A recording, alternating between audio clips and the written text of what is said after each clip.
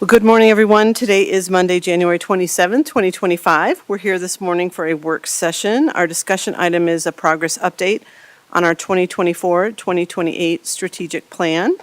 I'm Kristen Stevens, Chair of the Board of County Commissioners. With me are my fellow commissioners, Commissioner Jody Shattuck McNally, Commissioner John Kafalis. We also have our county manager with us, Lorinda Volker, and we have a slew of people in the room today. So instead of introducing folks, I will let people introduce themselves as they speak. But I will introduce our Director of Performance, Budget, and Strategy, Josh Fudge, who's going to kick us off this morning. So welcome, everyone, and we're excited to hear about your progress. Thank you. Thank you, Commissioner. Once again, my name is Josh Fudge. I'm helping basically keep track of and coordinate the effort of all these folks that you see behind me and many others in forwarding the 2024-28 strategic plan. Just want to start by thanking everyone here and everyone else who serves as objective team leaders or on objective teams. They're doing a lot of great work, especially because it's above and beyond their normal job description. So we do have a lot to get through today in 90 minutes. So with that, I will turn it over to our first update, which is our Public Affairs Director, Michelle Bird, to talk about Goal 1, Objective 1. Thank you, Josh. Josh was clear, don't take up an entire hour, Michelle. So I am going to try to cover a lot of information in a shorter period of time. I like to talk, but bear with me as I try to go through this fairly quickly. As Josh mentioned, my name is Michelle Bird. I am here today in my capacity as the objective leader for Goal 1, Objective 1.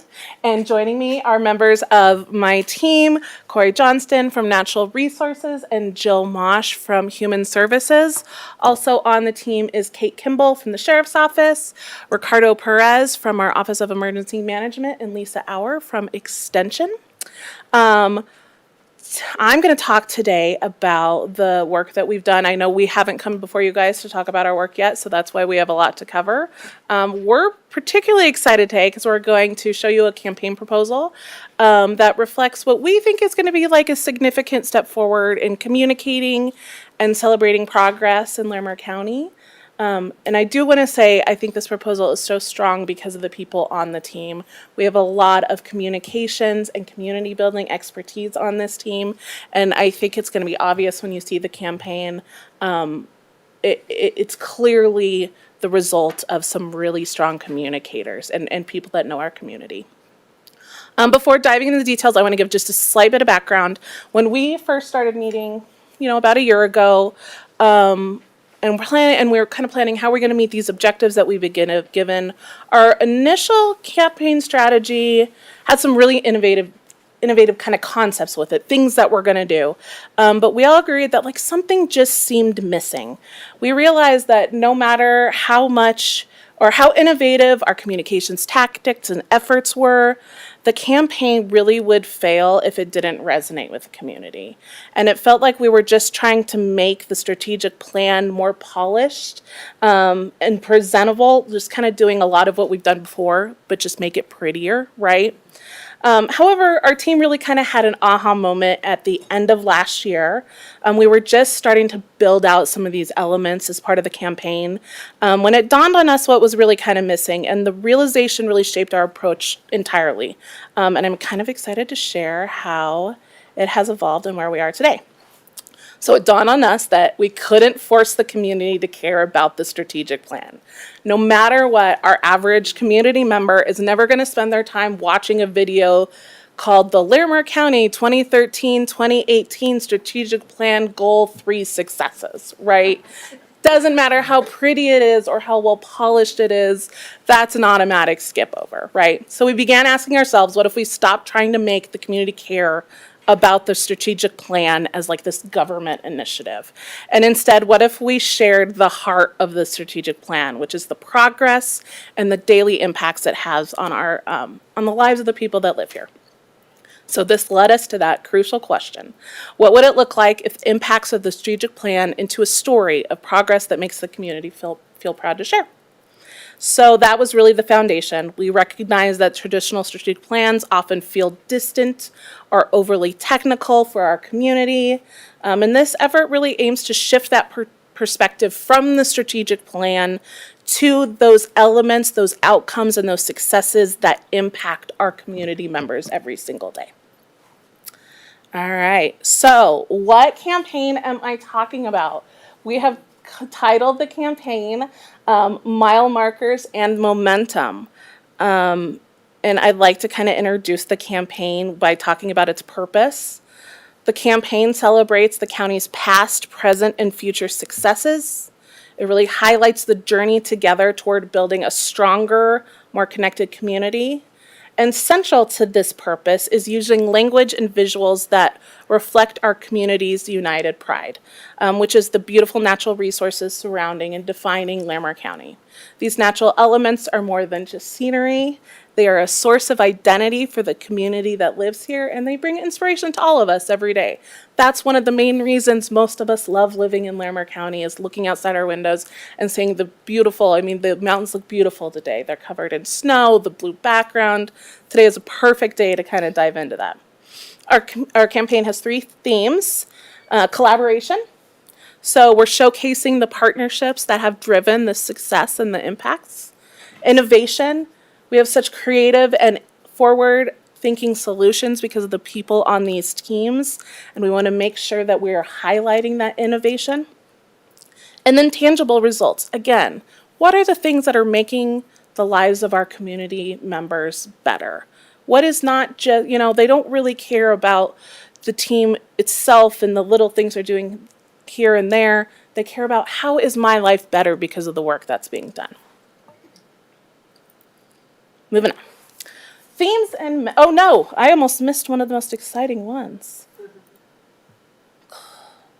Themes and, oh no, I am right. So I kind of covered the foundation of the campaign, but now I want to dive into what I consider the fun stuff, which is the taglines and the visuals and those types of things. So we've come up with some possible taglines to go with our Larimer County Mile Markers and Momentum campaign. Taglines they're used to anchor that campaign identity, right? We use them to distill an entire message into just a few really impactful words. And a strong tagline really does become the shorthand for everything about the campaign, what it represents, and helping to build that recognition that start to resonate with our community. So we've come up with a few taglines. They're really designed to capture the essence of the campaign while being memorable and meaningful. And we would like to hear, this is the interactive part of the presentation, what you guys think of some of these taglines, and if you have a favorite. One of the things I'll also say is I always find it helpful to, when I'm reading it to myself, include the campaign title too. So Mile Markers and Momentum, a collective path forward. Mile Markers and Momentum, summits of progress. Mile Markers and Momentum, together in the community. Mile Markers and Momentum, paths of progress. Mile Markers and Momentum, moving forward. So each one kind of highlights a different aspect of the campaign, either collaboration or momentum or the shared sense of purpose. But we can come back to this if you guys want to hear more and have this discussion at the end, or if you guys have I always am a gut instinct person.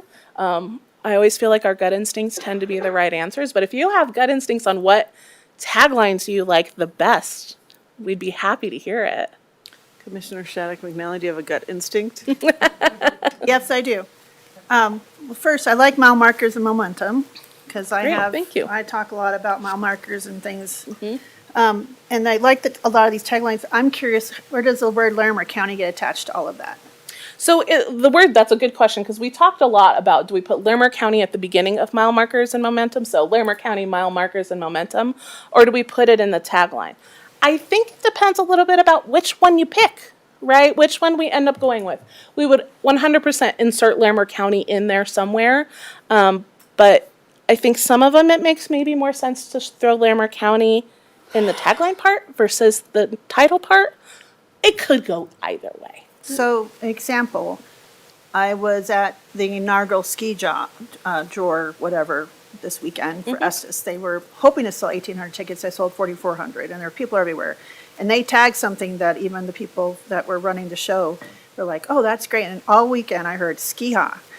So everyone was like, "Yeehaw!" It was ski-haw, and everyone was like, "Estes ski-haw." And so all of a sudden it grew and grew, and everywhere I heard ski-haw. So I thought, "Oh, well, that was really smart." Yeah. And that came from the Rocky Mountain video thing, and I thought, well, that was really smart. And so Yeah. when I saw this, I thought, okay, that reminds me of that, because that really grabbed people, Right. and it spread. So I do think I like, if we're going to connect Larimer County in there somewhere, I think I see this. I really do like the triple M's, because then I could see a logo there, if that makes sense, developing, and then moving forward kind of tags in.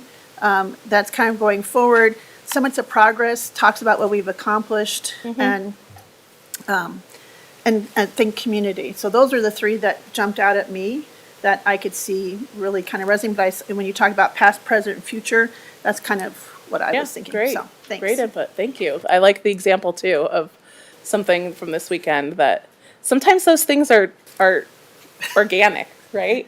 And it just comes out and it works. I was mostly walking around with my commissioner hat on and looking Yeah. and seeing what people were doing, and that was Great. something that stuck out. So thank you. Thank you. Thank you. Commissioner Gonzalez, any thoughts right now? Do you want to see more? I have a thought. Please go ahead. Good. Thank you. Good work.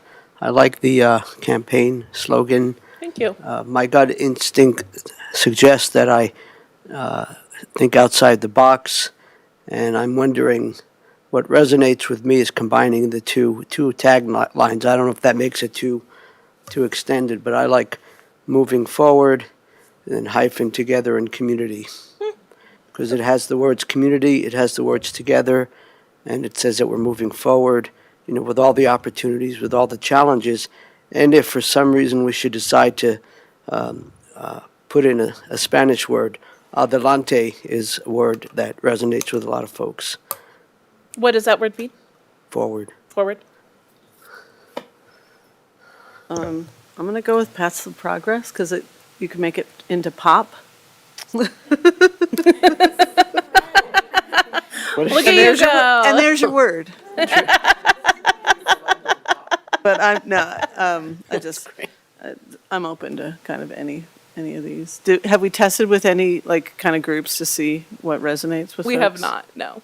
No. We wanted to come to you guys first to get some input and see what you thought. So really good feedback. Thank you guys. We have some other kind of fun elements of the campaign that we still wanted to share, and we can come back to taglines if we have a little bit of time. But I really wanted to discuss the tone, and this really goes back to our themes and our intention with the campaign. But the tone of the campaign, what we're going to build our messaging around, right, is going to be optimistic and impactful. We really want to inspire that confidence and that pride in Larimer County and the things that we are accomplishing together.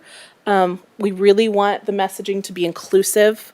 It's essential that every community member really sees themselves in this campaign, regardless of their background. Simple and accessible, we talk about this quite often. Messaging that uses plain language and prioritizes clarity and the ease of understanding and is really approachable for all of our residents. Again, we want them to see themselves in this campaign. And then interactive. We want you care more when you're engaged, right? You care more when you feel like there's something you can do. So we really want to invite them to actively participate in this campaign and make it about their lives and how their lives are better here in Larimer County. A good example of a key message we could use, each mile marker tells a story of progress. Together we're building momentum for Larimer County. This type of statement really highlights the collaborative journey that we're on together and the shared pride that we really hope to inspire with this campaign. All right, moving on to campaign identity. Our identity, we really want to make it recognizable, memorable, and relatable to our community.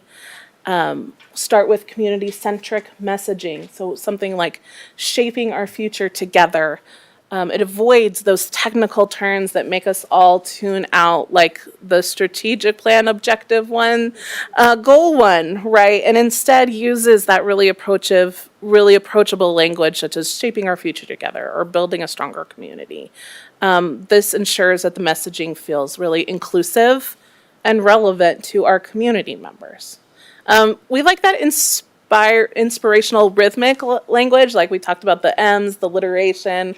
As communicators, we always love, good, things that sound good together. So phrases like "together we move forward" or "every mile marker moves us forward" with that triple M, right? They're really designed to invoke optimism and reinforce that collaboration. We already talked about inclusion, but I think it's important to mention again, a critical part of this campaign is ensuring that every community member feels seen and valued. For example, every mile marker is a step forward that creates a positive impact for our community. It highlights the shared benefits for our community. Calls to action. Again, we talked about how engagement, activity encourages engagement. And we want to invite people to actively join us. Join us on the pathway to progress. Together, we're reaching for new peaks. Encourage them to be part of the journey. And then visual storytelling, compelling and inclusive visuals. So let's make sure our visuals are here in Larimer County and people that live here in Larimer County, right? They can see themselves. That's the park I take my kids to.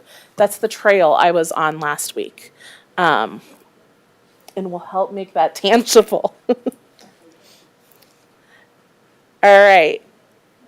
Moving along. Now this is when it gets exciting. So as I mentioned before, the team had already really created some of these key core features of the campaign before we hit this aha moment of the campaign as a whole. And what's really nice is these features didn't just fit into kind of this new campaign. They were really the foundation of the campaign concept. So I'm going to go over, I have a couple slides of features that I think are really innovative and will ground this campaign in kind of reality of what we're actually going to do. So the first thing is an interactive campaign hub. We imagine this as like a story map online. I know like natural resources departments, and you see some emergency management organizations using story maps to tell a story. So we're imagining some kind of online story map where it's marked our past successes as well as the things that we are working on too, where someone can go and they can maybe click a tag on the behavioral health facility and they can learn about more about that facility, how it came to be. They can click on I'm blanking right now on other things, but I know we have a lot of successes. We have a whole list of them, and learn more about that. And part of that story map would be some of the videos we create, some of the collateral we create that go along with it. The next thing is a badge system, and I think this is a really cool idea. I do want to preference that the badge you see right there was kind of created before we had this campaign concept. So our design now would probably not stay strategic plan, since that is what we're trying to get away from. But this is the idea of a badge concept that the group came up with, and it could be both physical and digital. So we imagine the badge being used in a few different ways. One, if there is a department or a project that has a web page, this badge, I think the Office of Emergency Management, something that came straight out of the strategic plan, it would have one of these badges on there to indicate that it is part of this campaign that we're moving our community forward. You click on that badge and it goes to the story map, and the story map tells you more about Office of Emergency Management and how it came to be, and maybe there's a video in there talking about how we're helping the community mitigate disasters now because of having this strategic plan or this office. You could have them in your email signatures, right? So if you have a team member that's part of a strategic plan team, you could have a badge in their email signature that says, I'm helping move the community forward, learn more, right? And people could click on it and go through to that story map and find out more. There's a bunch of different ways as we could use the badge digitally. We could also use it physically. So I'm going to show you guys an example here in a second, but I imagine there being a badge of some kind at like the behavioral health facility or out at the Office of Emergency Management. Anything that has that tangible outcome where we could put a badge on there and a QR code that links back to the story map. So someone will say, hey, what's this about? They can scan that QR code and learn more about the campaign in general or that specific element. The other parts, the other key features, storytelling, which probably should have led with storytelling because truly storytelling is the heart of any. I got too excited about the innovative stuff and I wanted to show that first. But storytelling is what campaigns are about, right? And I've really kind of started in my mind to separate out what are we doing communication-wise that's for transparency's sake, which is important and needed in government, and then what are we doing that's for storytelling? Sometimes they're the same and sometimes they're not. Both are important. But the communications campaign is truly about storytelling, right? Not necessarily transparency. And so at the heart of the campaign, of course, is storytelling. We imagine using a lot of the elements we already use for storytelling, right? But we want to add in some things that we haven't used previously.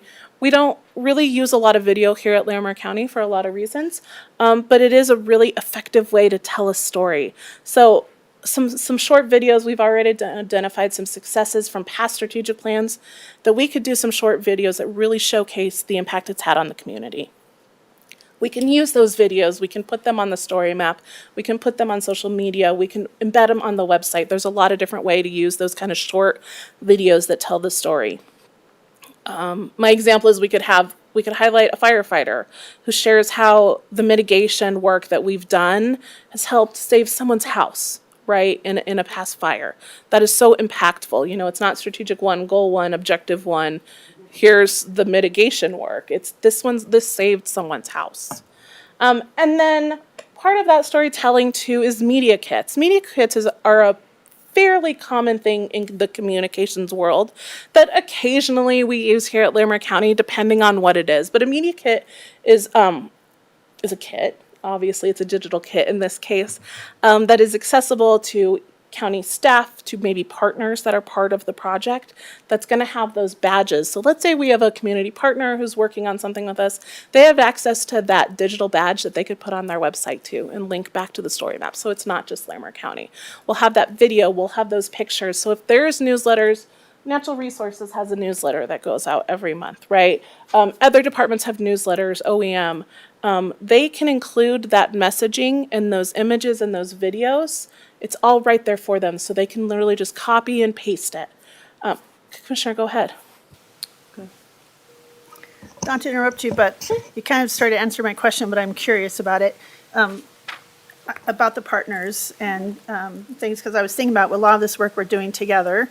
And you use the fire example. By the way, I know several folks whose house was saved, and they're actually employees of the State Forest Service, so I have those connections. But let's say, for example, Loveland Fire Authority, we partnered them a lot. Is there a way, because they do other things on front of their fire trucks or some of their stations that shows they're this or that, is there a way that some of our partners could have a visual badge that they Absolutely. could put on their front of their cars or their stations, and then it shows also to the community that we are partnering with really important agencies? And then Absolutely. also give them, stickers or whatever to add to their thing. I also think it makes them feel kind of part of it as well, and I'm just curious, is that where you're thinking and going? I don't necessarily think we had gotten that far, but that is absolutely a way that you could use a physical badge or a digital one. They would put on their website, right? Absolutely, that could be part. Of course, yeah. Thank you. We'd love that type of, community building, collaboration. Those are key themes. So the more we can show that collaboration, truly the better. Great idea. I love it. So kind of moving on from the storytelling, events is another big thing that we incorporated into this campaign because it is important to celebrate that success together, right? So we can do mile marker celebrations. I'll give you an example of that on the next slide. Or you could just have little pop-ups at either community locations where you have someone there that's either, maybe handing out stickers and has an iPad that shows the digital map that people could play with. Or we have a booth at a community event where people could come and play with the iPad and find out the different things with the stickers. So there's a lot of different ways we can get into the community on this campaign. But another idea, I I was personally very drawn to. I love the idea of having some type of like momentum summit, which would be an annual gathering that would bring together our community leaders, so those people we engaged with at the beginning and said what's happening in our community, and bring them together with like the partners and the team members that are working on the strategic plan and help celebrate those milestones together, or I should say mile markers together. It would serve as an opportunity to recognize individuals. So maybe there was something really exciting that came out and we can recognize individuals. We had the idea of like, could the awards be, those little summit signs you hold at the top of the summit that has the elevation? Could they look something like that? Really lean into the campaign themes of our natural outdoors. But we could celebrate the individuals that are working on the stuff together. And it would also serve as a platform to kind of share initiatives or foster conversation about the future, almost like a state of the county, but less governmental, right? I mean, you see state of the city, state of the state. Those tend to be very formal events. I don't imagine this being that formal. I see it more of a community event, that we have an element of that drawn into it as well. So I have an example for you guys to really make it drive home kind of the visual. I know one of the projects that's coming out of the strategic plan are those EV charging stations around Larimer County. So I know it hasn't been finished yet, but I thought this would be a perfect example of how we could celebrate that success, right? So we would have like a mile marker celebration once those charging stations are activated, where you host a small celebration that includes the team members, county leadership, maybe in a different type of project, it would be the people in the community impacted by it.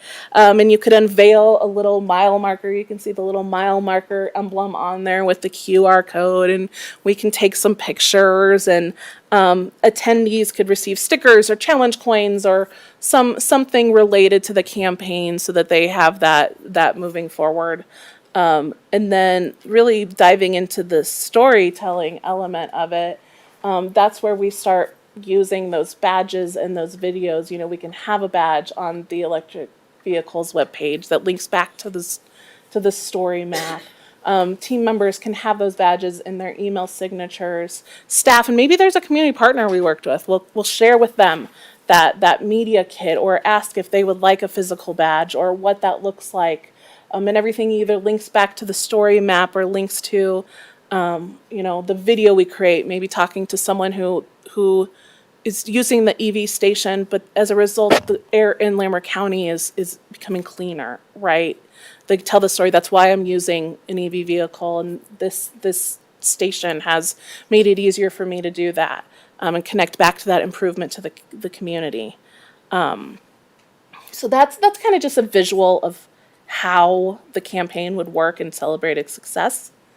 I think probably even more so than the fun elements of the campaign, I think what really makes this campaign special is that it really exceeds, it doesn't just have to be about strategic plan successes, right?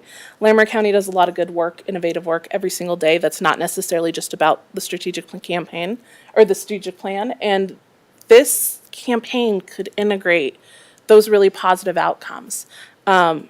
It has an evergreen framework, so it goes to the past and it can go to the future. We can continue to celebrate the things we've done in the past while really incorporating the important and significant successes we have in the future. And we envision that this could become more of a county-wide brand for our organization and not just the strategic plan. So kind of moving forward, now that we've gotten our feet underneath us and we really have that foundational campaign to focus on, probably our next steps are just going to be providing kind of our key deliverables, which I think the most important ones, first of all, are that story map, because that's where the story is being told online and we can kind of put all of our stories into. And then the badge system, luckily we already have some mock-ups, as you can see, that I think we can easily integrate with some new campaign messaging. And then we'll start leaning into like the video series, creating the media kits for staff and other, there's going to be miscellaneous collateral. Like we imagine there'll be flyers for booths and things like that that we'll create. And then finally, we really, as I mentioned earlier, we hope this expands to other county efforts. So we have a list of past successes that we're going to do the work on first. But as new successes come around, we're excited to expand out to that.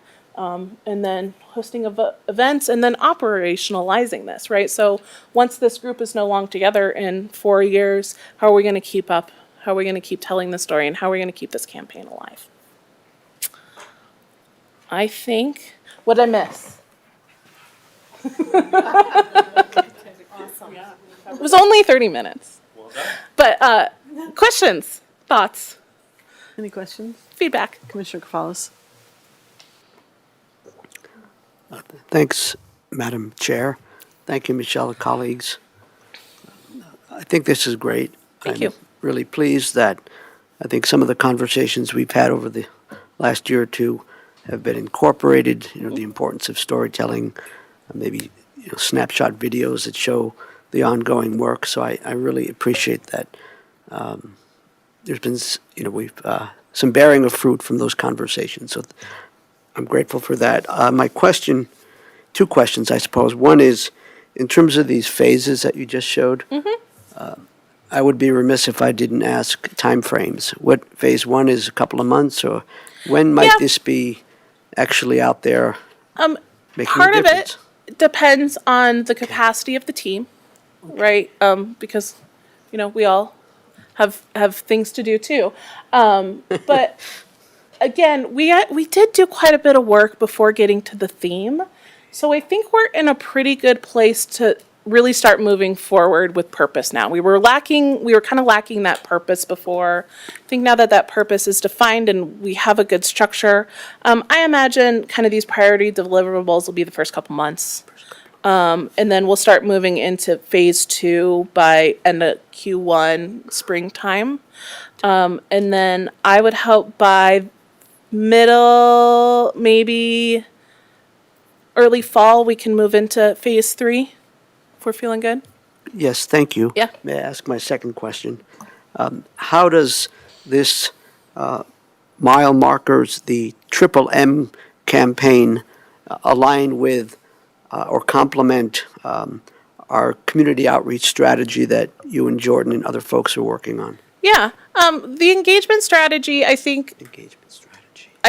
one of the nice things I mentioned earlier is that it can be expanded out to not just the strategic plan. And I think one of the nice things about this being developed now, while we're also working on our engagement strategic plan, is we can start maybe tying some of these messaging elements to that engagement plan. Big themes are inclusivity and engagement in this theme. So I think there is opportunity to maybe not combine them, but work off each other, right? Great. Build off each other, yeah. Thank you. Thanks, bet. Madam Chair. Thank you. Commissioner Shannock McNally? First, well done. Thank you, everybody. I'm excited. This really resonates with me a lot, in a lot of ways. I've always constantly said if we're not telling our own story, someone's going to tell it for us, and we may not like how they tell it. Yeah. So I think there's 2 questions. First, as Josh knows, we have a lot of story and successes from the ARPA money and videos and testimonials, which I think, is a good good point, stuff to yep. use, and already videos, and also from our the video that was made for the Longview. Yep, that's a good point. I think that's really stuff that's already there that Yeah. could be quickly used and Yep. out. Utilized, yep. And lots of excitement still from all of that. I still have people talk about that day and having the Iron Family dancers. People, literally every month, people come up and say, that was such a cool thing. I remember that. So I think that's great. And I appreciate everyone's enthusiasm. I love the Crosters department work on this. I see faces and really exciting. I love the blue color, by the way, because it's nice to have a little different, something unique, pops out different than our Yep. normal. I love our county green. I'm wearing green today, but I think that would be really a great signifier of this is this piece of the communication. So This is special. yeah, I like Yeah, that. I do too. And Thank then, you. how do we work with this? Is there a plan with our municipal partners? Because, like with the behavioral health, we have all that policy council where everyone comes and how do I get information so I can go back to my community and say, this is happening in our community in partnership with the county? When, like some of those impact grants. Yep. And they've been specifically asking, how can I go back as a town or trustee board member, a city council member and say, hey, we got these grants from the impact grant and this is what it did. And now we're part of the story of the suicide rates going down 4 years in a row. Yeah. So I can see how that would be really important. And how would we incorporate maybe like our partnership with Open Lands and land conservation and that partnership? How can we, when you talk about the summit, we want to recognize some of those partners who are really key for some of those momentous decisions. And that's another story thing is our open land conservation that's happening right now. That's huge. Because I think that would be great to make them feel like a strong partner and valued in connecting that as well.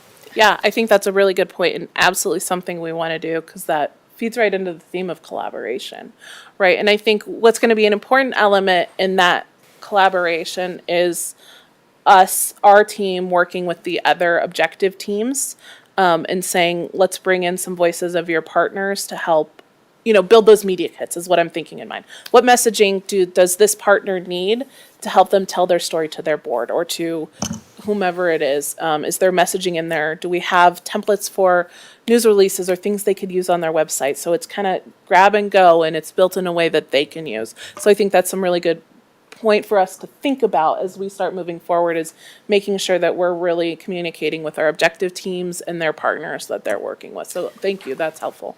Excellent work. Very excited. I'm really excited to partner with you all on this as well. Thank you. Thank you.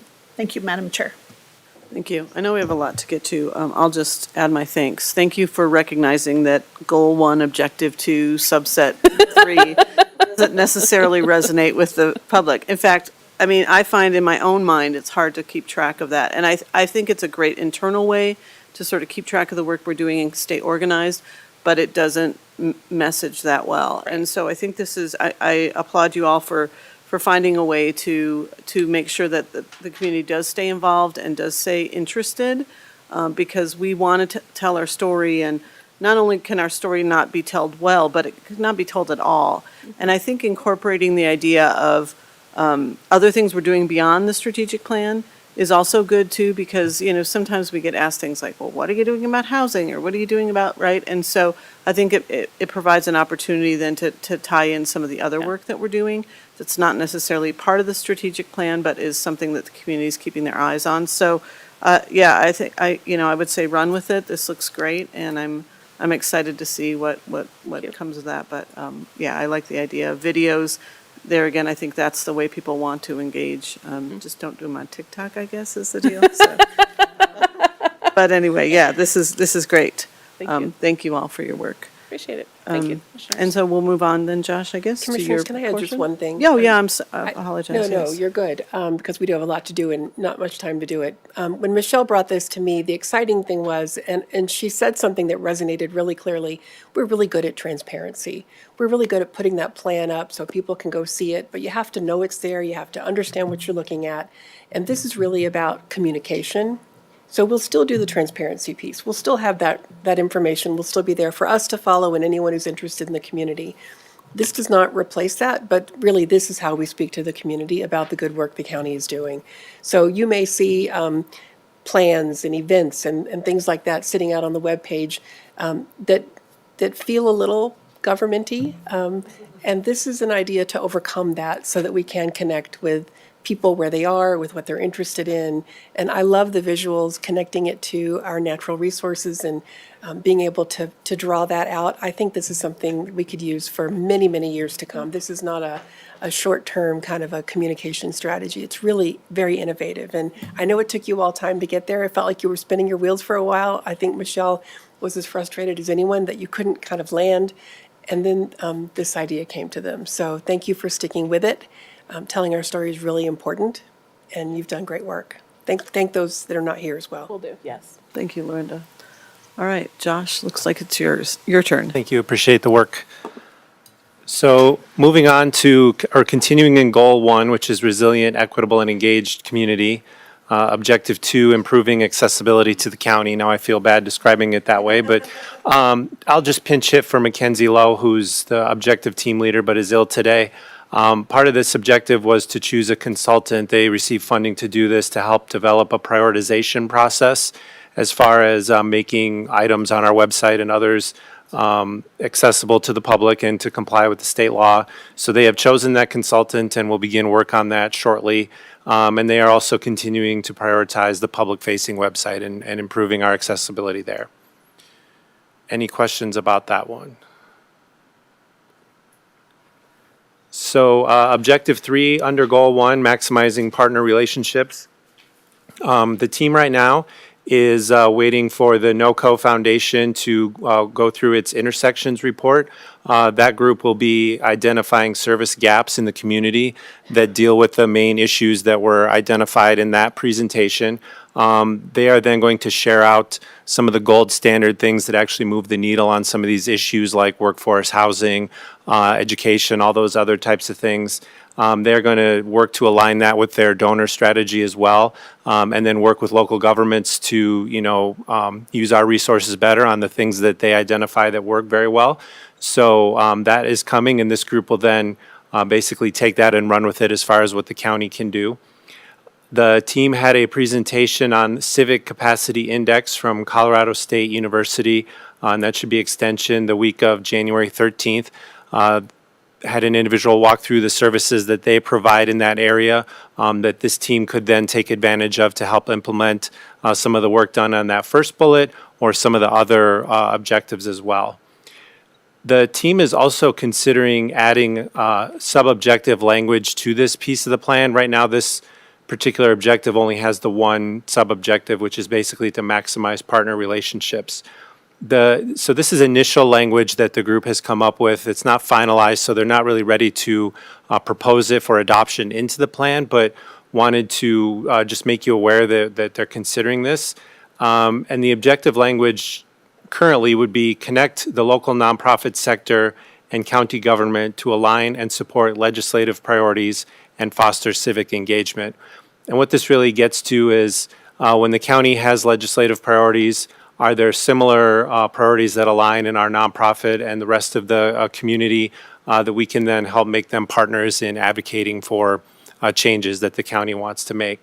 So that is something that the team has started working on, and we'll have another update and perhaps final proposed language at our second quarter update.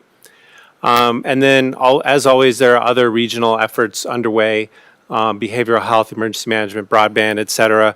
And those, after listening to Michelle's presentation, those are things that hopefully we can start to brand and market with the strategic plan as well. Any questions on this sub-objective? And if I missed anything, feel free to let me know. Commissioner Kvalas. Thank you, Madam Chair. Thanks, Josh. Perhaps at a later time, I'd be curious to know when you met with the CSU Extension folks on the CCI, the Civic Capacity Index, what were some of the takeaways or specific ideas on how we might apply that, in terms of community leadership, engagement, but perhaps at a later time. Thank you. So moving on to goal 2, which is quality of life. The first objective is to promote health and well-being for our community. The first 2 sub-objectives are related to increasing social support and connection and belonging in our community. And then 1B is promoting health in vulnerable populations here in the county. These, if you remember from a prior update on this, these are generally being taken by other organizations, and the county is monitoring those and then seeing how we can help with the results of those. So the 2024 to 29 Community Health Improvement Plan is currently underway, partnered with Community for Projects and Eviction Prevention, Medicaid Enrollment, and the Birthday Life Center. UC Health is on track to have their community health needs assessment complete by the end of June of this year, and so then this team will look at what comes out of that. And then the Mental Health Substance Use MHSU Alliance, part of the Health District of Northern Larimer County, has launched their strategic plan this past October. And so, again, we have a liaison, part of this sub-objective team with that group, and we'll be making further recommendations as that goes forward. 1C, which is developing the sequential intercept model, which is related to individuals with behavioral health issues who are justice involved. You may remember that the objective team had applied for a grant through SAMHSA, which is the Substance Abuse and Mental Health Services Administration, to basically take up inventorying what we have is with regards to the sequential intercept model. And so the county did not receive that grant, but fortunately, the Office of the Sheriff had some excess funds available at the end of 2024 that were able to fund basically bringing in SAMHSA to begin this work anyway, even though we did not receive the grant. So we're very appreciative for that. The team met with representatives from SAMHSA back on January 15th, really just to kind of set up the process for the work that they will be doing. And that is it for that one. There is an interest, and we'll let you know further. As part of this, there will be a large work group really to get started on this work, mapping out what resources are available, what gaps are out there in the community. And so there may be a request for one or all of you to join us at that meeting and just kind of kick it off. But that would happen, I believe, sometime in the summer is the current pace. Question, please. Commissioner Cafalas has a question. Thank you. Okay. Josh, regarding 1A, I'm curious why it doesn't mention the Health District of Northern Larimer County. They do a health survey every 2 or 3 years, and I'm wondering why it doesn't reference that. And associated with that will we be looking at this, or is anyone looking at this through a rural lens, rural healthcare access lens? But two things there. There is Health District, and they're going to be working on it this year. We're trying to help inform that process. Our public health people are usually involved, and I don't know how that works with the UC Health. So I'm wondering, oh my goodness, here comes somebody. Yeah, I can pop in. Who's- Hi, my name's Joe Buckley. I'm the chip. Oh, you're Joe Buckley. Oh, that's Joe Buckley. Oh. Is she new? Oh, we're ready now. Okay, yeah, thank you. My name's Joe Buckley. I'm the CHIP coordinator, and I work for the health department. And I just recently joined as the liaison for 1A and 1B. So thank you, Commissioner Cafalas. I think that's a great person to bring on to get that rural perspective and have that health district rural perspective there. So now's the time we're kind of regrouping and figuring out how we're doing check-ins for all the different moving parts of UC Health, Health District, and the health department. So this is a great time. I'd love to get a contact and make sure they're a part of the team. And then the second piece, pardon me, you had a second part to that question. Well, I think thank you. Joe, are you new? Yeah, I just joined the county last May, Oh, that's and then new to the strategic plan for about a month. that's wonderful. I'm Yeah. glad to meet you. I guess the second part of that, which maybe you've already addressed, is the rural health care access needs. Yes. In particular, some of the deliberations that have been occurring over the last couple of years in the Red Feather Lakes, Glacier View Meadows, Livermore area. Yes, some of that, thank you for restating that, because some of that will also fall under my role as the Community Health Improvement Plan. Part is serving as the health department. We serve the entire county. And so some of my projects have been, like, I'm going up with Krista Timmerman from Extension and, folks joined from UC Health up to Red Feather in about 2 weeks as a visit, just to make sure that that could fall under our CHIP work as possible. And then Director Tom Gonzalez definitely has that on his radar as well. And Bertha came out of that too, just to make sure we're hitting different parts of the county beyond just Fort Collins. Yeah. Thank you. I have some folks that have been working with the health district that you may want to connect with it if you haven't already. And thank you. Yeah, I think I'd appreciate those contacts. Yeah, thank you. Thank you. Any questions, Commissioner? I think so. Yeah, and thank you to Joe, who took over as the objective team leader liaison for this. You might remember that Caitlin Lovett, previously of our Human Services Department, was the objective team leader, and so she left the county about a month ago, and Joe has stepped in, and so very appreciative of that. Any other questions on this sub-objective I think we're or good. objective? So the second objective of this goal, supporting an equitable economy, sub-objective 2A, promoting an equitable economy. The Economic and Workforce Development Department has done some significant work on training county employees on the use of the P card to make our purchases with those more equitable, keeping the county's funds here in the community, utilizing small businesses and things of that nature. They are going to be presenting this idea and this work to the Poudre School District leadership, so hopefully they will take that up as well. They are doing a purchasing analysis, again, looking at the contracts and the purchasing that the county does. Human and Economic Health, they have asked their leadership to reflect on the purchases and things like that and bring that up to scale. They're also doing an internal assessment survey on, I think, the awareness of purchasing on that basis. And then the department has also received the Local Industry Grant Hire, Train, Retain, or LIGHTER grant, which is helping to fund some of these efforts with this sub-objective as well. They're also considering an idea, and again, this is just kind of an initial idea from this team, is creating a county vision statement around an equitable economy. Adding that, I think, to our sort of overall county vision statement as part of the plan. Again, just an idea at present. They're also looking to create a vendor list for those local businesses that the county can utilize. They need to consider a strategy for maintaining that list. As you can imagine, it's easy to create a list of vendors, but then as it changes over time, who has responsibility for that? And then preventing assumptions and feedback loops as county departments, utilize those lists. Sub-objective 2B, supporting the development of Northern Colorado's care workforce. They are currently and or going to be committed to key stakeholder outreach.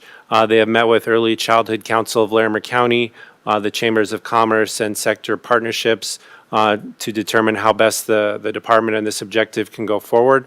They provided behavioral health training to Poudre School District, and they created a nursing practicum, which is basically a partnership between Weld and Larimer County EWD departments to help bring folks into that nursing workforce. So I believe Mark Johnston is here if you have any further questions on this particular objective. Any questions, commissioners? I actually have a question around, so maybe Mark can come up. So, I think a lot about wealth building and communities that have been historically kind of kept out of wealth building, mostly from home ownership kind of perspectives, but in other ways. And so as we maybe look to address some of the economic disparities that we have in our community, we know that that those exist. How can we reflect that in like the vision statement, and can you just explain some of the things that we're doing to address that and make sure that we have more balance in our community in that regard? So I think the vision statement could be a good way to start that. Make sure it's digestible, understandable, and it really signals to all of these groups that Larimer County is open for business. I'd go to the power of the P card training. So what we've reflected on internally is where do we, we're an anchor institution. City of Fort Collins is another partner, anchor institution. Poudre School District, anchor institution. Where do we invest our resources? And when we took a look at that, we felt like we could do more, because when we invest locally, we keep the dollar more local, and inevitably we're supporting we're supporting small businesses that are more minority owned, more women owned, more veteran owned here in Colorado. So that's one tactical way we're doing that. It kind of goes back to that vendor list, because to operationalize it then, our internal staff have asked us to create a tool for them to make it easy. So I think that would be one way to do it. Our Regional Economic Development NOCO Ready group meets monthly. We have priorities associated with getting out into the field. Sometimes not our staff, knowing when we need to contract with another vendor that's closer to the targeted population that has increased credibility, is something that we're also looking at doing. We've got some pandemic stories that I'd love to stand up at some point. Yeah, thank you. I think about some of the work that you do where if people go into one of your programs, the outcomes are pretty good around them being able to earn more dollars and stuff like that. I think telling that story around economic mobility is really important. I think that that's something that people are sort of keenly focused on. The election kind of proved that people are very concerned about, will I be able to afford a house? Will I be able to have a career? Will I be able to afford a family? So those kind of bread and butter concerns, I think, are at top of mind, especially with some of the inflation we've seen. And so I think figuring out how to tell that story, because I think you are doing that work, and I appreciate that, is, I think keying into some of the stuff Michelle's talking about, of really making sure those wage gaps, those income gaps are not as profound, and people feel like there's a path forward, right? And I mean, a path forward, wasn't that one of the, I think that was one of the taglines, but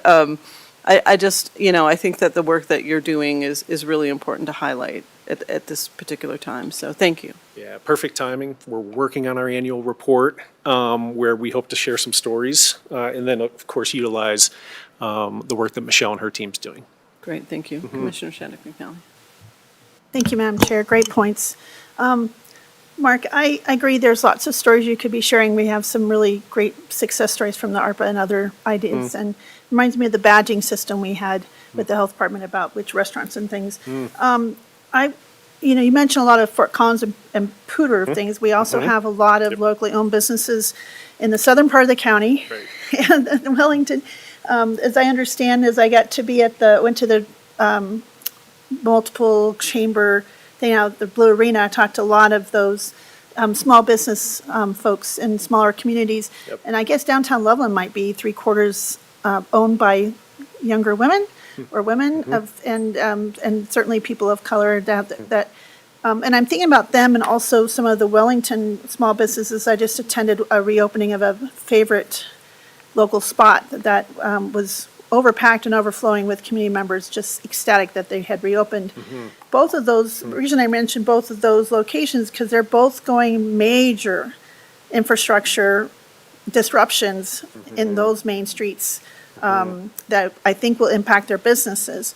And I've asked those questions of those chambers and those downtown business associations of how, Estes Park just went through there. How do we maybe step in as a county to help support, keep those local businesses thriving, or help share where they're at and that they're not shut down with their road kind of under construction? Is that an opportunity right now that we could partner and kind of help give them some tools to navigate? I see that as an opportunity to come up, that it would be maybe better be proactive than reactive, and I'm just curious about that. I love that question. So within the last quarter, I've met with Patty Garcia, leader in Wellington, also Colleen De Pasquala, leader in Estes Park Chamber. And you served this up beautifully because Colleen has experience managing disruption in the town of Estes, and we've put her in connection with the town of Wellington to talk about how do we market to the community that these businesses are open during these construction times. So that's a real tangible example of the power of partnerships, just getting in the field, listening, and then creating connections. So I think those two are working on that, and we'll be there to support as we can.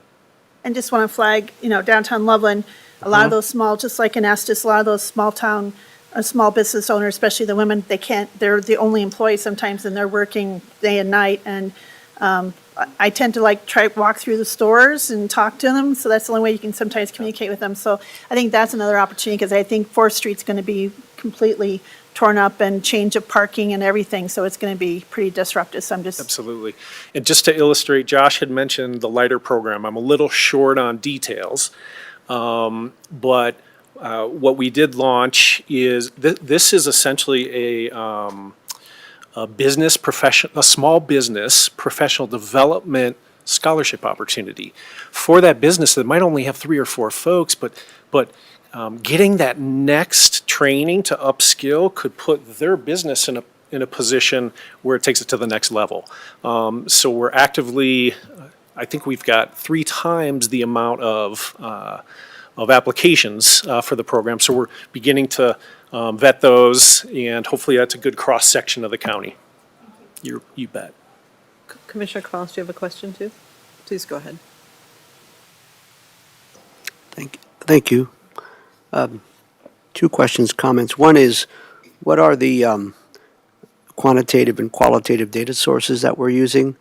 I asked that question as an example. Recently, we were made aware of a data dashboard provided by United Way called ALICE, Asset Limited, Income Constrained, Employed Households. So I'm curious about what kind of data we're using and how we're using it, and there may not be time to get into that. And secondly, regarding key stakeholder outreach, I see that we're, of course, working closely with the Early Childhood Council of Larimer County, but there's the other end of the life spectrum that we're seeing more and more people living longer, and therefore quite a need for caregivers on the other end. Are we addressing that as well? Great questions. Thank you. Too many sources to name, but Commissioner Fowles, I think of Are we using ALICE? I've just learned of Alice, so as you eager to kind of dig in, I think it does give me an opportunity to say across 3 partners, we are in contract to build a new workforce analysis that's going to help position the region to understand who we are and who we need to be moving forward when we think of occupations to fill. So that would be one. The end life cycle, no doubt, we're convening with different businesses. We've got workforce development board members who specialize specifically in that latter care, who are helping to kind of influence our direction, create connections for us. We're just wrapping up a talent opportunity fund that actually is a research project on the direct care workforce. And so would love to brief you on that at some point too. Kelsey, do you have something to add? Hi, everyone. Kelsey Bond, Economic and Workforce Development. So speaking to Alice, just wanted to share an update that we are actively working with United Way of Larimer County to understand that collaboration specifically within the impact of housing, childcare, and transportation on our workforce. Again, those employed folks that are falling in between those margins of poverty wage and livable wage. So that is a conversation that we're working closely with United Way of Larimer County to understand how we can move that forward. No, and just a final comment, then we should move on because the time is of the essence. Thank you, Kelsey and Mark. Just on the other end of the life spectrum, there's a lot of in-home unpaid caregiving that is taking place. And, for example, our Office on Aging, the county Office on Aging, as you well know, they have a caregiver respite support. They provide those services. So I just want to make sure we're looking at that, especially as those of us who are entering the 7-0 club and maybe needing a little bit of help here and there. Great. That's all. Yep. Thank you. Thank you. Thank you. Thank you both. So moving on to Objective 3 of Goal 2 related to housing stability. The sub-objective 3A, inventorying and defining best practices for housing for justice-involved residents. This group will be building off of the work done by that SIM mapping, which is another objective. But they also recently added an incentive for landlords to work with justice-involved individuals. They are working with community justice alternative staff to run that program. They will, as far as 3B, updating definitions of people experiencing homelessness, they will be looking to create best practices for advocating at the federal level to help change those definitions and expand services for those folks. And then finally, coordinating on coordinating regionally on land use. This is largely a climate smart, future ready project, and so the updates will be separate on that. Any questions?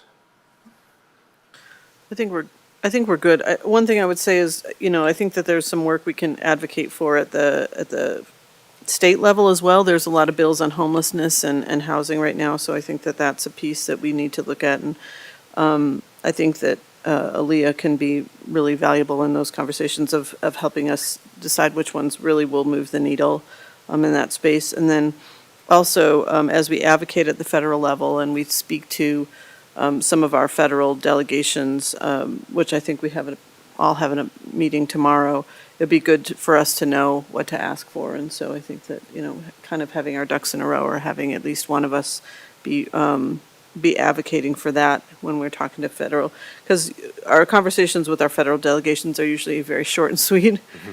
So, any kind of information that we can get to be able to do that work would be helpful. Okay, I'll pass that along. Thank you.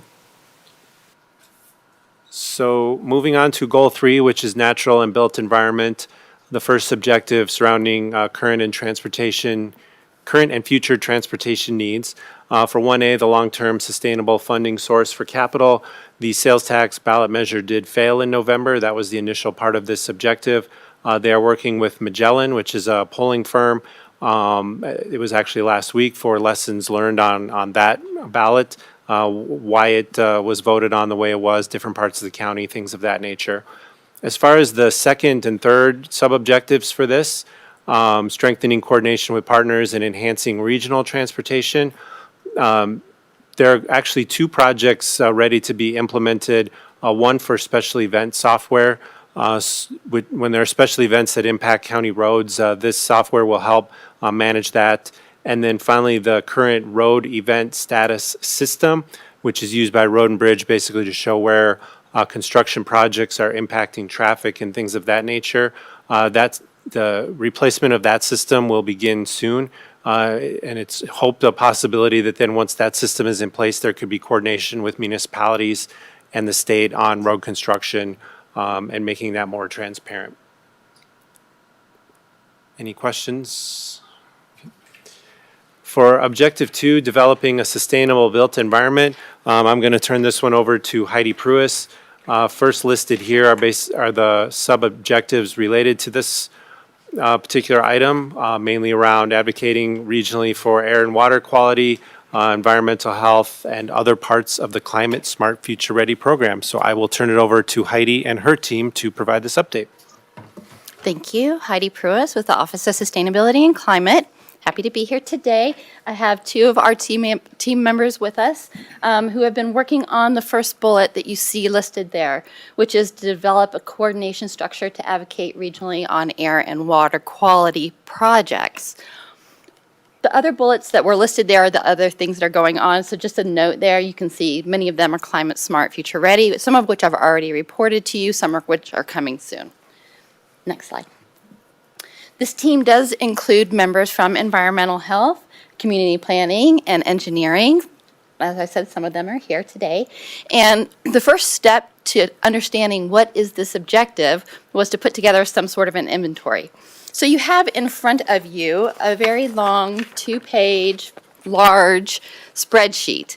This spreadsheet is the inventory that this group has been working on. Excuse my voice. So what you'll see, and I'll just kind of walk through this spreadsheet for you so that you're understanding what's in here. We did both a classification of air quality versus water quality projects, and then we determined which sector does that particular program address. Is it the commercial sector, residential sector, agricultural and natural resources? And what kind of a program was it? Was it education-based, incentive-based, maybe permitting, implementation, some kind of rulemaking or monitoring? We're trying to understand what is the breadth of services that are available, not just from Larimer County, but from all of our partners, so looking within the boundary of Larimer County. We've then, through this inventory, described who is the owning entity. Maybe it is Larimer County, maybe it's someone else. And how has that program been operating? So there's a description of the program and a series of links that are provided for you. The final column in this inventory indicates for you where Larimer County is either an active or a passive partner in this program, and is the program itself active? Is it ongoing? Has it been discontinued? Next slide. So we did identify 11 air quality programs and 15 water quality programs. I hope that you will notice of this list, it's quite vast. There's quite a lot going on in this space already. So the need to maybe create a new program doesn't really seem to have resulted from going through this inventory process. There's also a lot of coordination going on. When we were seeking out who's the owning entity, is the county involved? In many cases, not only is the county involved, but there's multiple collaborative partners in these programs. So there's quite a lot already happening. When we searched through this type of program called rulemaking or policy, we didn't find any gaps. There's a lot of advocacy work that's going on, either through legislative affairs departments like the one that we have here at the county, or with our sister agencies in the municipalities or the nonprofits. So we felt like that space also, with regard to air quality and water quality, is pretty well covered. One of the things that was not as clear was this education and outreach component. When we search through each one of these, what is the long-term plan for education and outreach? Who is the target audience? Has it been effective? Those are some of the questions that have come up. And you should know that as a result of that, the Climate Smart Future Ready Health Impacts team is looking at some of this outreach that needs to happen around air quality and heat, although he's not listed there, as trying to understand, is there a better way for us to elevate messages at the appropriate time for the appropriate audiences? The next slide. This next slide has the links in case someone from the community wanted to understand where are all these programs. So I've listed them here on this slide. They're also provided in this inventory as hot links, which is available as a PDF document. If you want to go to the next one. So here are our asks of you today. The team did put quite a lot of work into this inventory and was kind of curious, okay, now what do we do? Because this objective, as you can see at the top, reads, develop a coordination structure to advocate regionally on air and water quality. The coordination structure seems to be in place. The air and water quality programs seem to be in place. And so this is the question for you, is what is our next course of action? How might you measure success? We could focus on education and outreach for residents for air and water quality programs via the work that's already going on through the Climate Smart Future Ready team. We could also provide incentives for commercial entities, similar to what has already been done with regard to the electric vehicle electric lawnmower rebate, equipment program. We could also step back and do a best practices survey of other municipalities, other counties, to see if there's something that we're missing here in Larimer County that we haven't quite hit on. The fourth option that the group put up is we could produce yet another website with yet another list of here's our inventory of programs and have them consolidated into one location that also provides a click here if you've got a question, if you'd like to submit a question about some of these programs to get you in the right direction. These were the ideas that the group came up with, but we really would like to hear from you on what's your priority in this particular focus area when it came up in the strategic plan in the first place. Is there a goal of this objective area that you would rather have us advocate for or not among these options? And basically, how would you measure success? So we're here to understand your feedback, see where it is that you would like us to go next. Commissioner Cavallos? Thank you. Thanks, Heidi, team. If I understand your question, are you asking in terms of measurements of success in general or in specific as it relates to education and outreach? Can you clarify? As it specifically relates to our strategic plan objective of coordinating and structure to advocate for these programs. Well, one thought, okay, I had some other ideas about more general, but that's another conversation. In the Water Master Plan, there's a specific mitigation strategy, I thought, around education and outreach. So I think one measure of success is how successful are we in implementing that, that strategy. I seem to recall we were going to help support the showing of a film, I think, in the spring of this year on agricultural, and I haven't heard about that, so I don't know if that's still in the works, but that would be an example of implementing that strategy, and the water piece is really crucial. I'll just stop there, I guess. Thank you. Commissioner Shattuck McNally? Since we're short in time, I'd like to say any of those next steps sound appropriate to me. Maybe develop a website page might be the lower on the priority, but I'm sure eventually if we're talking about telling our story, this is really connected to the first one, the first presentation from Michelle and them, because a lot of people don't know what we're doing and that we're connected. And so I think that it's valuable. I do like the idea of conducting best practice of research and whether folks are doing it. We always nice to beg, borrow, and steal things, ideas. They do that for us. We can do it from them. So, and then the team questions, I might just need to resonate on that a little bit and maybe get back to you. So I need to kind of think about that. Nothing's really jumping out like a gut reaction. I need to ponder that. Thank you. I would just say that I did do an article just for that. I guess the Loveland Reporter Herald posted and North 40 posted around some of the work we're doing in air quality. It was by no means comprehensive. In fact, I mean, I ran out of, I hit my word count and I was like, okay, well, there's so much more work. So I'm glad to have the spreadsheet. I think that telling our story is really important because I think we are doing a lot of work, and I think regionally we're doing a lot of work, and statewide and in the non-attainment area. So, and because this work goes, the air quality work sort of goes hand in hand with the climate work, right? If you're reducing, the toxins that contribute to ground level ozone, then you're also likely, lowering your greenhouse gas emissions as well. So, I think that, I'd like to see some education piece. I think the storytelling piece is important because I think we are doing so much work in this space. Mm-hmm. So I think that education piece and what residents can do themselves, because I think a lot of people think about oil and gas, and they are a big contributor, and transportation is a huge contributor.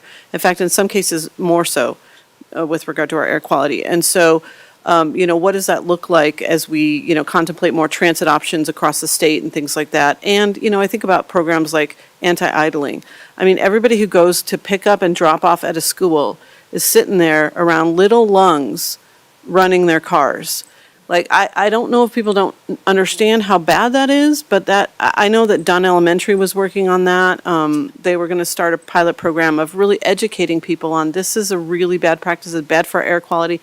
It's bad for those little kids who are at elementary schools just breathing in all those, toxins. And so, I think more to be continued. I wouldn't mind doing my second, the next time I have to do an article is kind of maybe outlining some of these other things that I didn't get to in the first article.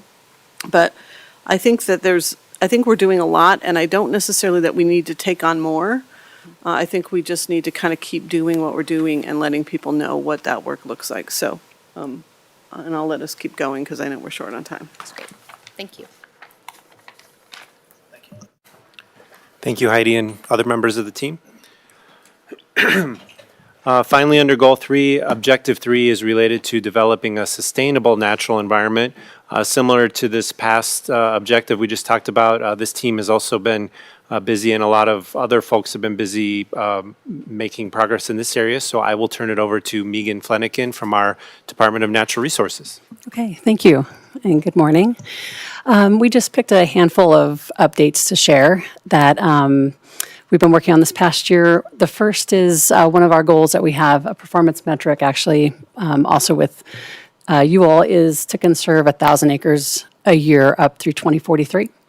And that benchmark was in the year 2018. We had 50,000 acres. We're trying to get to 74,000 acres to keep up with population growth and the level of service we provide.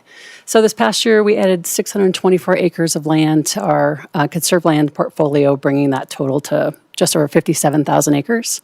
And as of this month, actually, we've added just over 2,000 acres. So we're pretty excited to be well on track into 2025. And then we also talk in this strategic plan, but also in the climate strategy about, what are the ecosystem service value of those conserved lands. And we use a tool that the state has developed that puts that at right at about $25 million in ecosystem ecosystem services those lands provide. So that's things like air quality, water quality, carbon sequestration, and so forth. We completed the Our Lands, Our Future statistically valid survey countywide, asking residents about their preferences regarding where and how we're conserving land, providing public access to those lands, and we've presented that to you all. We have a metric of working towards conserving in-stream flows in the county. We do that through a partnership with the Colorado Water Conservation Board, and we've nominated 5 different streams that have now been dedicated within the county. There's quite a few more that were established more in the late 70s and 80s, mostly on Forest Service land. But this goal is really focusing around dedicating those in-stream flows to protect the values that we've conserved lands and the values those tie into. So the 5th was Williams Gulch, which is up the Poudre Canyon, and that's a 4.7-mile stretch. We have another that's in process that will probably be dedicated this year on East Roaring Fork Creek, also up the Poudre Canyon. Let's see, the Office of Emergency Management, one of our metrics is really around implementing the land use code towards communicating with landowners around wildfire and wild mitigation resiliency practices. The metric we've come up with is that over 50% of landowners will be familiar with and be implementing different practices. And one way we support that is through providing community wildfire mitigation grants. And they talked about the story map that's on the OEM site. That's one area where they have a story map, and it's really great. If you haven't had a chance to see it, it's well done. They're accepting grants now through March 9th for folks that are interested, but awarded $100,000 just this past year to a broad diversity of folks in the community. Community development has been working on legislative rezoning. This was an update as part of the county master plan. The natural resources zone was a new zoning designation. That was done on all of our county-owned open spaces, federal, state lands that except the State Land Board, and Soapstone Prairie Natural Area back in 23 and 2024. In 2025, the goal is to complete the remaining municipal lands and start working towards designating conservation easement lands into that zone.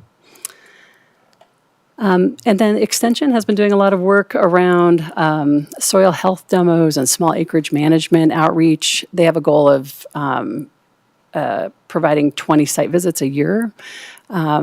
Jess Callan is on our group, and she's also in process of updating and producing some new fact sheets. So I know she came recently to share the producer survey that went out this past year, and they've finished that report. But that was a big initiative they finished in 2024 as well. With that, I can answer any questions. Any questions? I think we're good.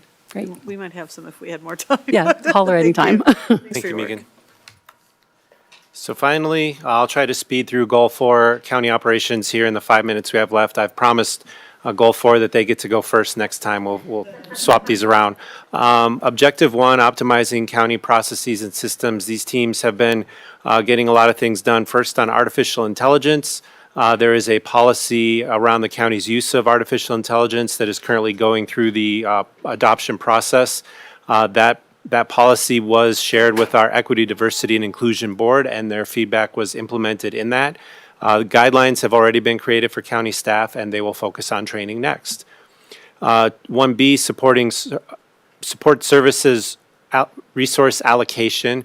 As we begun this objective, we realized that there's really more work needed around transparency and relationships for support services, how charges for support services are created, and then how they're implemented. And so at a future work session, you'll probably be seeing a change in this sub-objective language to focus on those, and then the allocation of resources will be done through the budget process.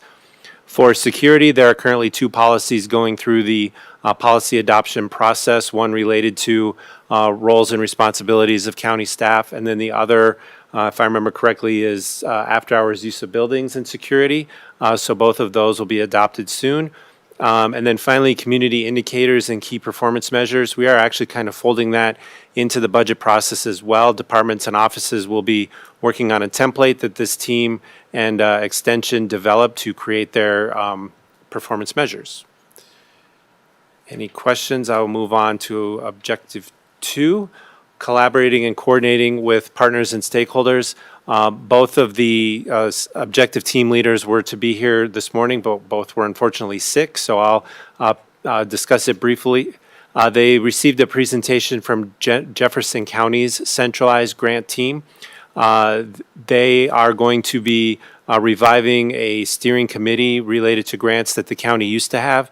Our finance department has basically been proactive in recreating that. And we also engage with a consultant, a grant management firm. They have provided a draft resource roadmap. So sort of laying out the funding sources that the county can seek related to our major needs. And so that was provided back on January 22nd. Alex Jordan in our office is kind of the point person for this, and he'll be convening monthly meetings with this consultant and with interested departments just to have better awareness of what's out there and ways that they can help us.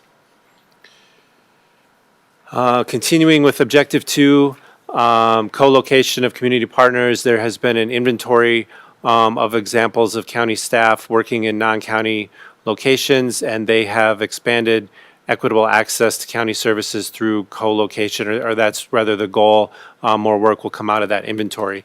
And then finally, 2C, the facilities master plan. This might be the first one to be done or to be marked complete, but I think you received a briefing from facilities a couple weeks ago on the update to this plan, and that will be completed soon. And finally, objective 3, supporting and developing leadership. This is developing effective leadership, developing skills in equity, diversity, and inclusion, and then increasing diversity of candidate pools. They are going to be issuing a survey countywide for employees and management related to these issues to determine sort of what capacities and what areas employees think are lacking, which ways management think might be lacking. And they also wanted to point out that the executive orders related to equity, diversity, and inclusion may have some impact on their work, and so this will take a lot of time to determine those impacts going forward. But just wanted to make everyone aware of that. Any questions on that objective? Sorry, I know I had to fly through this pretty quickly. No, you're doing great. Thank you, Josh. And then finally, we did award Nectar Points this month to all of our objective team leaders and participants, just as a way to say thank you for your participation, all the hard work that they put in. And then the second quarter update will be in April. And that completes the presentation at 11:59 a.m. Bravo, Josh. Any questions or comments? Commissioner Shattuck McNally? I just want to thank Josh, his team, everyone involved with this. Well done, exciting progress, and super feeling this. I'm really feeling this. This is exciting, lots of great progress, and I want to just commend you all because I know this is duties above and beyond as assigned, so thank you. Thank you. Commissioner Cafalas, any last words? For today? Good. Well done. Again, I appreciate that we are learning from the past as far as being as proactive as we can be to, where it's appropriate, toot our horn regarding, the lot of, the stuff that's not as exciting, like fixing roads or whatever. I mean, I think it's really important to get that word out. Thank you.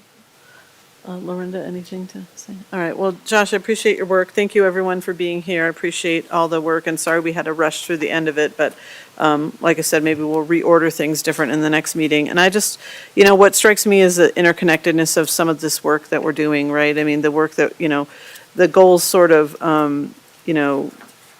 mesh together in so many ways, I think, with regard to health and economics and preserving our environment, right? They're all goals that I think that if we can do all this, we are going to make our community a better place. So I appreciate the work from everyone. Thank you. And it is 12:01. We are adjourned.